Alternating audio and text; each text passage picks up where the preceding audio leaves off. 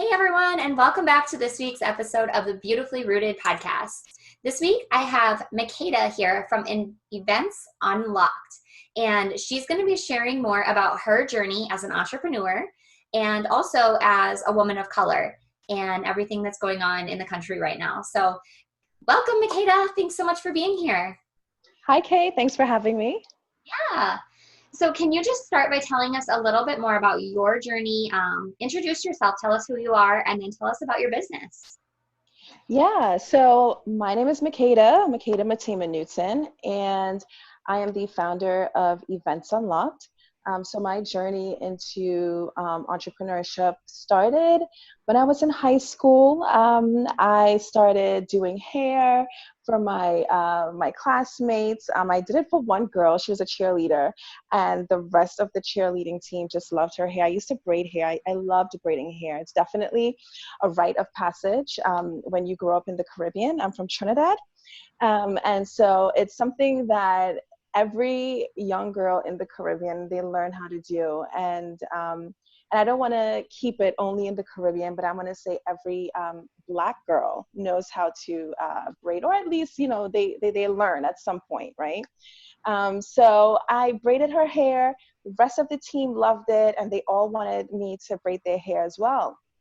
And so before you know it, I had a little black book of appointments during the school year and over the summer as well. And it was so great because I was in my sophomore year going into my junior year of high school. And I would buy my own supplies. I would basically do my own back to school shopping. So my mom didn't have to buy any stationery for me, no clothes for me. So it was a blessing for us. Let me see, I grew up a little bit. And then in my maybe like mid-20s, I fell in love with baking bread, which is funny. So I started baking dessert breads. So, mango coconut bread and strawberry banana bread, Yum. all of these different flavors I would come up with. And I started selling that to my family and my church members. And that, I kind of put that on the back burner a little bit. And while I was working my 9 to 5, I felt I wasn't being fulfilled at that job. And I felt a little bored, to be honest. And I like to be doing stuff. I like to be learning stuff. And I happened to come across virtual assistants. And so I started looking into it. And one thing led to another. I had a virtual business where I started off doing admin and then social media. And while I was doing the social media, I just got like this divine download. I mean, I don't even know how else to explain it. I was having a conversation with someone about events, and she was inviting me to this event on the West Coast, and I said, I don't think I'll be able to swing that. And then she was telling me about another event on the West Coast. It was only 2 states away from me. And I thought, oh my goodness, how did I not hear about this event? And it just kind of, light bulb moments. I need to create something like this. I need to create a calendar where all of the live events for entrepreneurs, retreats, workshops, and conferences could kind of be all in one space.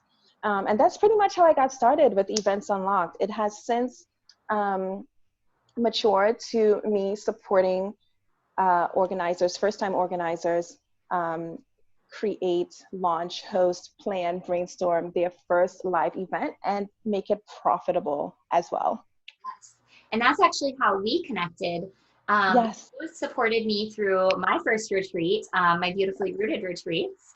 So that's how we connected. But that's such an amazing story. And actually, I kind of had to giggle because it reminds me of my son. He is 6. And one day he came home from school and he had all this money in his backpack.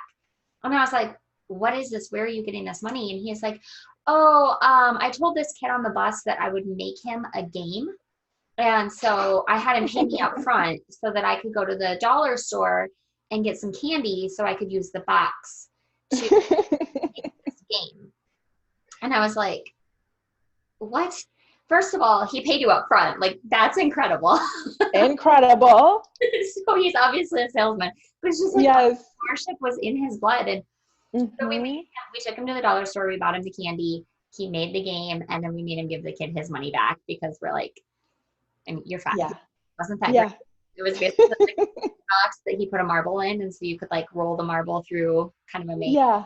But yeah. I So love it. it's so funny how it's just like some people, it is. It's almost like you were just born with it. Like you found this thing that you enjoyed and then kind of just went from there. Exactly. So, you were working at a 9 to 5. Do you feel comfortable telling us what you were doing or what your corporate job was? Yeah, so I am still there. I call myself a project coordinator.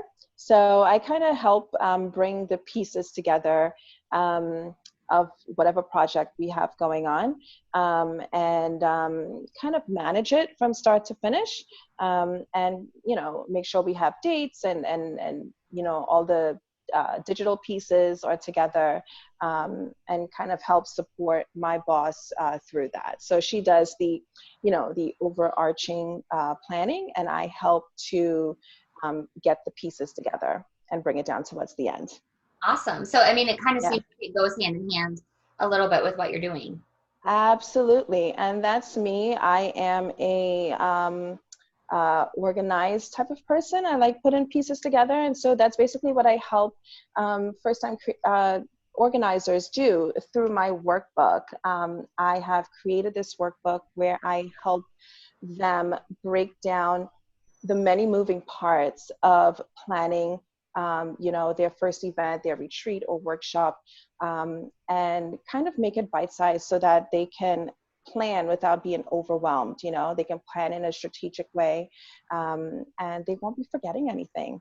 Yeah, and that was something that I got from you. Do you still have it in Trello or did you change the format of that? So I took what was in Trello and I expanded it and made it the workbook. Awesome. That was so helpful for me because it literally had things that I hadn't even thought of. You think like, Yeah, I rented this room and it has a TV and, the AV equipment and all of that stuff. So you just kind of assume that yeah, for me, one thing that I got caught on the day of, they didn't have an HDMI cable.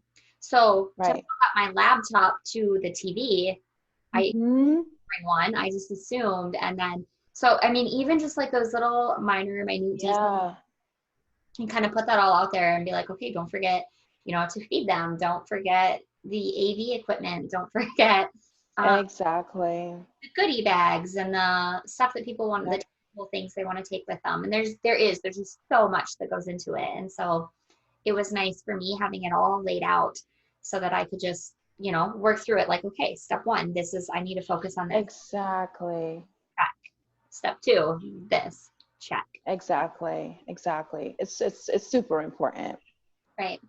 So I think the biggest thing for this platform, I really want to inspire people and empower people to kind of find their dream and then keep following it. But I think sometimes there are certain things that just get in our way, whether it's life or whatever. Self-sabotage is a big one for me. I find myself Hmm. checking out for a few weeks because I get blocked and then I'm like Hmm. overwhelmed. I'm just gonna like not focus on it. What are some things that you run into that have kind of held you back, and how did you overcome that so that you could keep pushing forward? Yeah, so that's really interesting. And coming into the online entrepreneur space industry, you don't realize I consider myself strong, and so you don't realize how much competition there is out there, but also how much feelings you create within yourself as well. So for me, and I know it's a big one for a lot of other female entrepreneurs, it's imposter syndrome. So I have battled so much with that for like 2 years now, since I launched Events Unlocked. So I launched in 2017. And it has only gotten stronger as I've launched, with me trying to support different people within the industry space. And so I never realized it was a thing until I started experiencing it myself. Just feeling like, oh, you don't have enough experience to do this, or, who are you to be teaching this? Or, just kind of feeling like I have to prove it to myself first. And to me, that's really the thing with imposter syndrome. It's like you have to sort of make yourself feel good, like oh, it's okay, girl, you can do it, kind of pat yourself on the back and kind of encourage yourself through it, because we know that these are feelings we have within ourselves. And so I have been battling that, and just trying to overcome it. It's still there, but just trying to realize that the people who I want to support, which are first-time organizers, they need help, right? And I need to just step out of myself, step out of my head, and just know that and be confident in the fact that the content that I have can help them. They are overwhelmed when they're starting to plan an event. Usually they have this overarching idea, oh, I want to plan an event. This is the year for me to host an event. I have so many things I want to teach people, or so many things I want to share, or I want to do one-to-many platform, right? But then they start thinking about the little pieces that go into it. And sometimes it can like discourage them from even hosting an event. But I have to understand that I know that entrepreneurs, there are female entrepreneurs out there like that. And what I have can help them. And so it's, I think it's just you got to play the game with yourself. And as you continue to play the game, you start to build more confidence. When you help people and you see that they are truly benefiting from what you have, like you, for example, just hearing your testimony about how, this Trello board that I had was able to help you and support you through planning your event. Little things like that makes you more encouraged, and it makes you realize how much you are helping people who need something like this. So I would just say to just push through. That's basically what I've been doing, just pushing through despite the feelings and despite, being, feeling inadequate or scared or whatever the case is. Just little by little, just push through it until I am comfortable and confident in who I am and what I am teaching. Right. And honestly, like when I found you, I don't know, you could have started the day before I found you, but right. I came to you and I viewed you as the expert because you had the information that I needed and you had it all laid out. And so I kind of think about it as, for example, I just planted a rose bush. Never had a rose bush before, and watering it every day, and it looks awful. It's like dying, right, barely hanging in. And so I text my friend who has a rose bush and it looks good, and I'm like, hey, what's going on? And she's like, okay, you're watering it too much. You need to clip the blooms off after they bloom because it'll get root shock. And to me, now I see her as the expert. I can go to her for advice. Right. Now she's probably not been gardening, and maybe she has been, but you know what I mean? Like, yes. The last 25 years, but she had the information that I needed to be successful. So in my book, that makes her an expert. And same thing for you. Now you have been doing it more than just the day before I found you, but when I found you, you had the information that I needed to be successful, and that makes you an expert. So regardless of when you started or how long you've been doing it, if you know you have something that you can share with the world, that makes you an expert. Yes. Right? And that's a wonderful way to put it. Yeah. And I think we all struggle with imposter syndrome. For me, for sure. I have a big personality, and I'm not perfect. And I've done stuff that I regret, and I've had like emotional responses that I regret. But for me to say like, oh, I can't be a mindset coach. I can't help empower people because one time I snapped at a waitress, or one time I responded inappropriately at work. Right. We all have emotions, we all have feelings, and we all are guilty of like at one point or another acting on that. But for us not to help make the world a better place, in my opinion, is almost kind of selfish. Like you need to keep moving forward and keep doing your thing and helping people. Right. And I think that it only helps you once you help people, it only makes you better as well. In Yes. your case. Yep. Exactly. And in yours as well.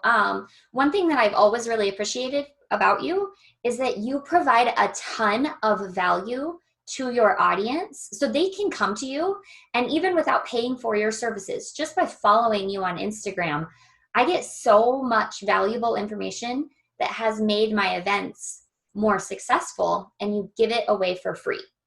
Thank you so much. And then you have your paid services as well. But if Mhm. you're giving this away for free, and this Yeah. is helpful and it's valuable, Mhm. imagine what I can get when I pay for it, Exactly. I think. Exactly. So besides imposter syndrome, do you have a family at all? Do you have kids? You work full time? Yeah. Yes, girl. I am a wife. I am a mama of three boys. Oh my. Um, yes, it's real busy. My friend just called me today. She said, "Oh my goodness, it's always loud in your house," and that's because there's a lot of testosterone here. So, I mean, that's just what it is. I have a 9 to 5 as well. I am very active in my church, so I've got a lot going on. Yeah, but you don't let that stop you. You don't use that as an excuse. No, no. If anything, it just teaches me how to balance my time until I have um, more time so I don't have to be so nitty gritty with the balancing. So, for example, my goal as an entrepreneur is to one day not work my 9 to 5, right? So, I just have to be extra strategic right now with all these things I have going on, including my 9 to 5, to make sure that I budget time to work on my business. Now, when I don't have a 9 to 5 anymore, then my business will just take that place. So I don't have to be so strategic, because then I'd have a set time, whether it's 9 to 5 or 10 to 4, whatever. I'd have a set time for working on my business, or working in my business, supporting my clients. Right. And one thing that you and I have talked about in the past is that it sounds like a bit of a commute, like a half hour, 45 minutes. That's Yes. when you're doing your personal growth and development. You're listening to the podcast, Yes. you're listening to books. Hmm. Can you talk to us a little bit more about what like a typical day looks like for you and how and when you get your stuff done? Yeah. So when the kids are in school, they're out of school now, and then, Corona. But before Corona, we would be up at 6 o'clock, and be out of the house by 7 o'clock. My husband would take the boys to school, and then I would go to work. And I would get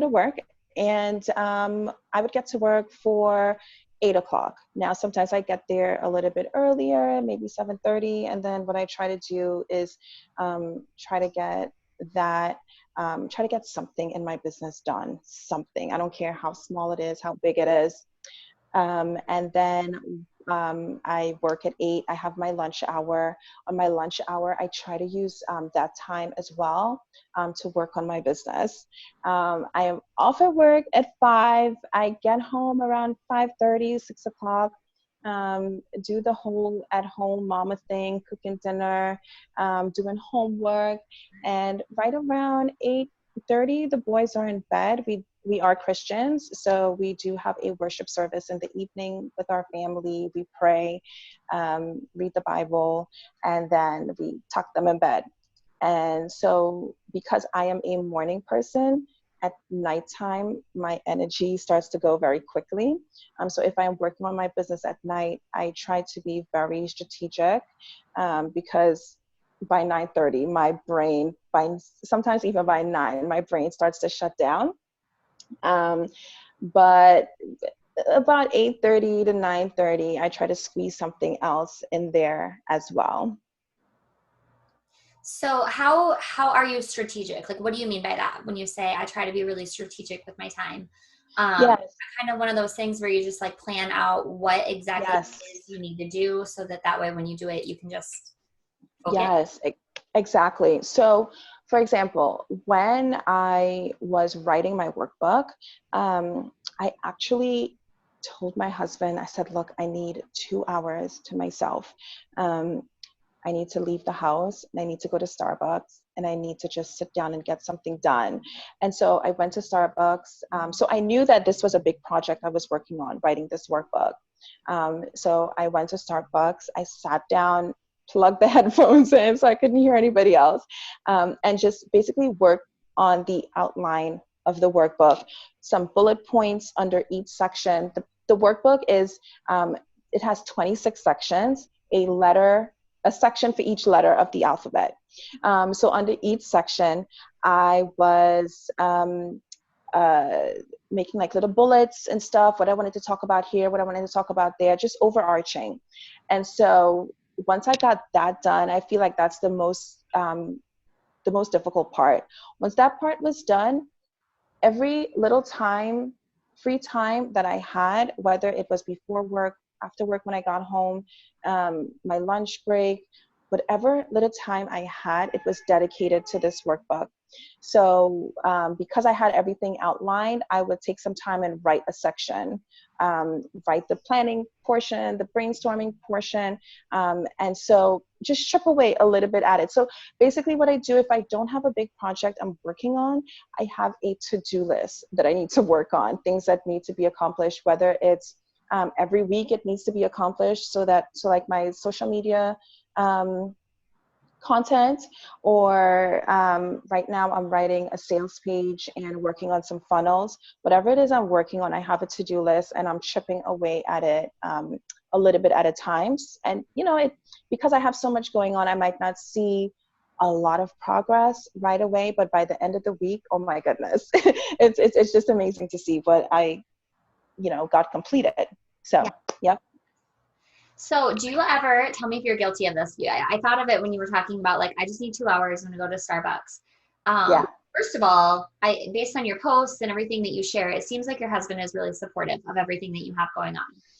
Very, very supportive. And I feel like that's half of the battle. Yes, for sure. Yeah. And my husband is as well. Even right now, I'm like, I'm gonna go downstairs, I'm gonna record this podcast episode. And right before we jumped on, I could hear my kids screaming, and he's like, you guys stop. And pretty soon I love it. Like, Mom's downstairs recording. But honestly, and I've told him this before too, I'm like, it's real life. Like half people listening, half kids. And if they hear screaming in the background, they're just gonna be like, she's real, But exactly. One thing I'm guilty of is, so when my husband does say, okay, yeah, great, you have 2 hours, go work, or if my in-laws take the kids or whatever, I sometimes will get a little bit overwhelmed, and I'll catch myself just scrolling Instagram or just Facebook. And then I'm like, what am I doing? Like, I have these huge goals and I know what I want to accomplish. Why the hell am I just scrolling Instagram? Are you guilty of that, or is this just me? Oh, it's not just you. I think every female entrepreneur is guilty of that, especially when you have like kids free time or kid free time. I think it's just you kind of take a little bit of that time to just, you're like, oh, this is some me time too. Yes, it's business time, but it's some me time too. So you want to kind of, get that out of the way. I'm sure I did some scrolling during that outlining of that workbook. I am sure. But what's important is that I felt like I got done what I needed to get done. So. Right. Good. So, okay. That being said, like when you do get to a point where you do catch yourself scrolling Instagram, how do you stop the scroll? How do you get yourself back on track and back on target so that you don't end up just wasting that precious time?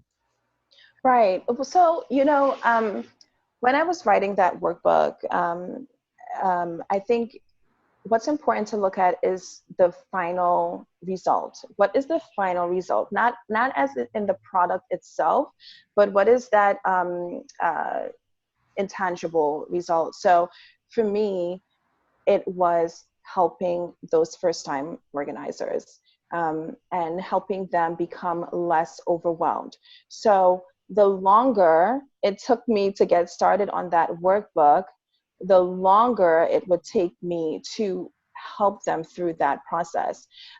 So I think just remembering what you're doing it for, what is the end result, and just being excited to get to that point where you can support somebody through something. And for me, that was it.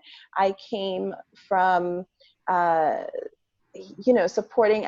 I feel like I was kind of all over the place the first 3 years of my business, of Events Unlocked, in terms of, oh, I want to help this one, I want to help that one, I'm going to help all three of these people, attendees, speakers, and hosts, you know. And this was the year, or at the end of last year, was when I started taking a look at, you know, the previous 3 years, and just, you know, really being deliberate in who I was going to serve this time, and just focusing strictly on that and not wasting any more time. And so I felt like I wasted, for me personally, I know that it helped some people, but I felt like I wasted the first 3 years. So the fourth year in, I wanted to be very consistent and conscious of what I was doing. And so even though, you know, you do the scroll and whatever, ultimately you should remember, you know, what you're trying to do, you know, who you're trying to serve, and, you know, what is their problem. So the longer it took me, like I said, to write the workbook, the longer it would take that first time organizer to get help through planning their first event. So that's pretty much how I thought about it. And if I remember correctly, didn't you send out a survey I did. trying to kind of help you hone in Yep. on where you should be focusing your attention? So it wasn't necessarily just like you said, okay, I'm passionate about this, and so I'm Yep. going to focus on this. It was more like, I'm passionate about it all. Help me figure Yep. out what you need, right? Exactly, exactly. And so you were one of the people who I spoke to. And you know what? It's funny, Kay, it was because of you. And yeah, and the other interviews I had that day that made me really focus on hosts, because I realized that there was a need there and there wasn't a lot of help in that area.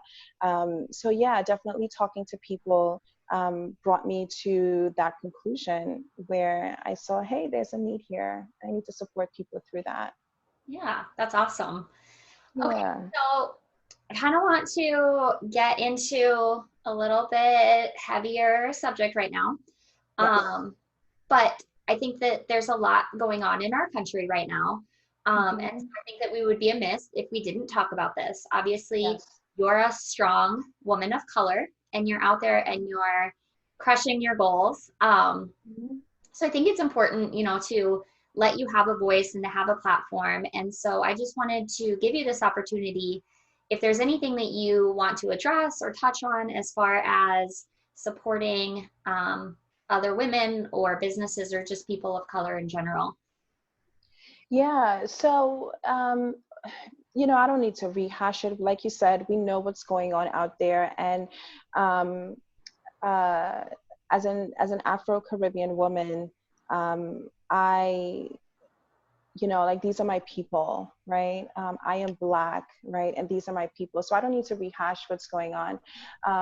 But, you know, I do want to say, on a broad spectrum, I am so grateful to see how the rest of the world, have just come together in support of equality and justice for everyone, right? For Black lives, for Black people. And to me, that's been the beautiful thing about this, just this season that we're in. And not really a season, I don't want to put it like that, but we know that this has always been going on. But in light of recent events, we see that it has really encouraged. Right? Yes, it has encouraged a lot of conversations among white people and Black people. And so, being an entrepreneur in the event space, I have seen those conversations come up to the surface as well, in particularly with events. And that's really what I want to shed some light on.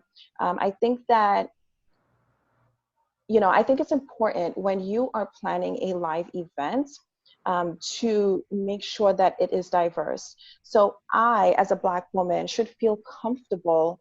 I, as a Black woman, should feel comfortable attending your event, right? And not saying that I wouldn't feel comfortable among a group of white people, right? But it's just showing me that you, as the organizer, you are being conscious about certain things. You're being conscious about your speaker lineup, right? You're being conscious about your sponsors. You're being conscious about, people who are, which companies you're using for your stationery or, whatever. And being mindful that there are people of color. It is very discouraging when you see speaker lineups and it's all white people. Very discouraging, right? Now, I am Black. I have a lot of Black friends, right? But I think this online entrepreneur world has really, like, I have a lot of white business friends as well, like you, Kay, right? And my biz bestie is a white woman. And so I think it's important to just, if you don't have those connections already, start building those connections before you start planning your event, right? So that when you do reach out to that person to speak at your event or to sponsor your event, it seems more genuine, right? And it doesn't seem like an afterthought or oh man, I got to get a Black person on this speaker lineup. It seems like that's when I see a speaker lineup with one Black person out of, let's say, 15 to 20 speakers, it's like, yeah, okay. So they saw it, they felt like it was too white, and then they went and got this, this person, this Black person, right? And so I think we just need to be more conscious and more deliberate in those choices.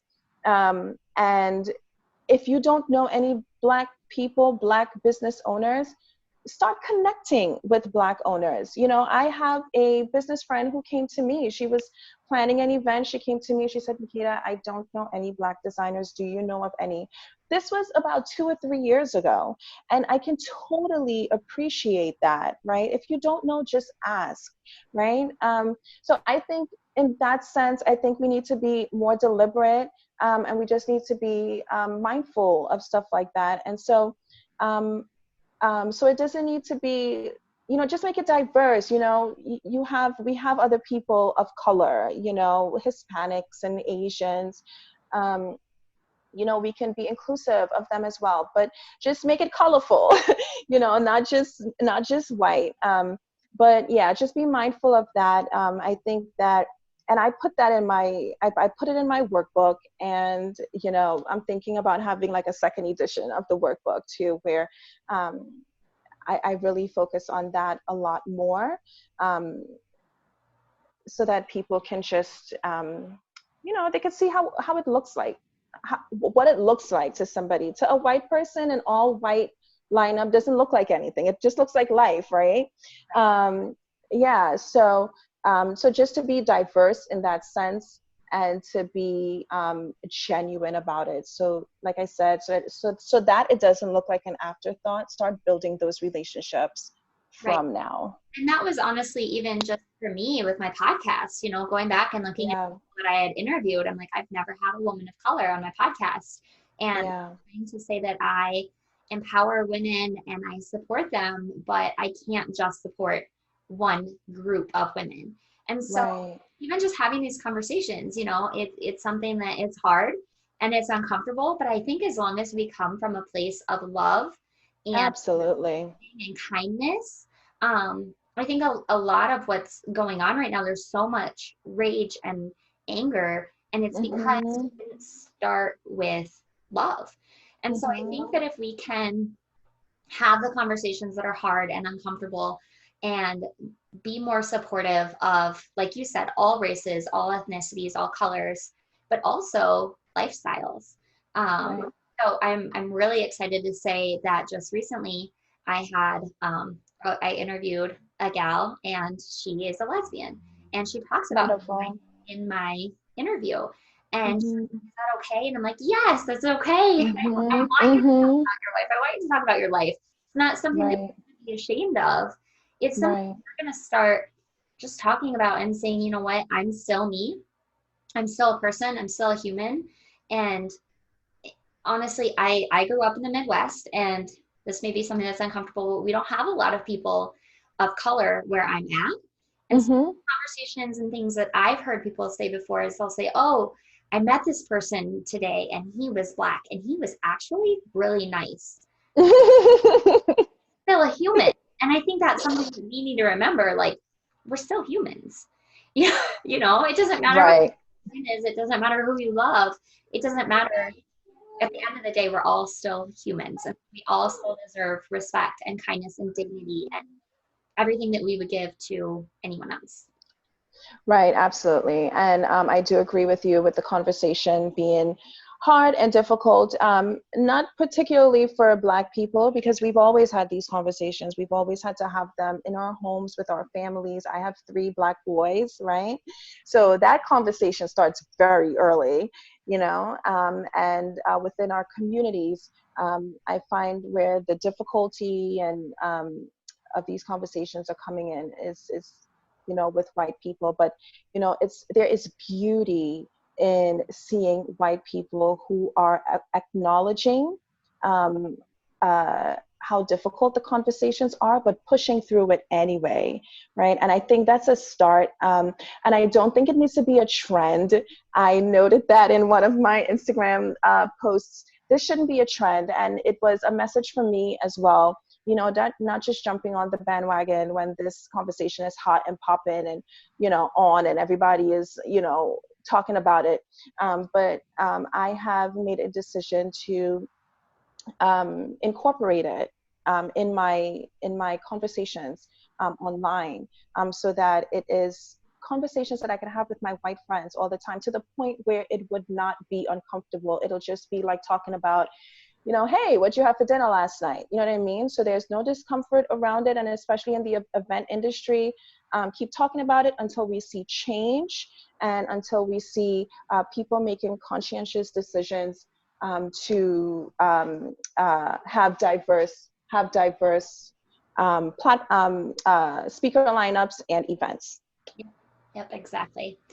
And, I think honestly for me, one of the things that opened my eyes, I have a friend and she's a white woman and she has a son who is Black. And Mm-hmm. some of the stories that she told me about him, even when he was a baby, when he was a child, people spitting at him when she's going into Walmart. And I'm disgusted by it. And I'm like, child. And not that even if he weren't a child, he's still a human. And so Right. that's where I want that stuff to end. Like, that's not okay. Right. And so if Right. we have to have these conversations, and like you said, it can't be a trend. It can't be because like people are burning cities down right now, so we need to talk about it. Like, let's always talk about it, so we don't have to get to that point where burning cities down. Exactly. 100% agree. I love your aspect of it, especially because we can kind of hone in on your business, talk about the events and how can I Absolutely. make it more diverse. So, like I said, being in the Midwest, we don't have a lot of people, specifically where I live. That doesn't mean that they're not within an hour, and I can, look outside of the box and reach out to a friend and just say, like, do you know somebody that would be willing to come an hour north or whatever? Right. Yeah, that's valuable. Yep. Yeah, that's really all I have time for today. Is there anything else that you want to add or touch on before we wrap up? No, I think this was great. Great conversation. Yeah, it's been good. So tell people where they can find you. You can find me on my website at www.eventsunlocked.co, and you can find me on Instagram at eventsunlocked.co. And yeah, that's where I'm at. Perfect. I will share those in the meeting or in the show notes, Yes. so that people can find you easily. And if you have considered planning an event, like I said, I've worked with Makeda personally, and she has been honestly one of the most valuable tools and resources that I found when I was planning my event. So I would highly recommend working with her. If you don't know where to start or you're confused, you can always send her a message too. And sometimes she's even able to just give you some tips and tricks and pointers if you're not able to buy her services. But if you can, I do highly recommend her workbook. So, because it was incredible. Thank you. Yeah. All right. Well, thanks again so much for joining us today. Thanks, Kay. Have a good day. Thanks.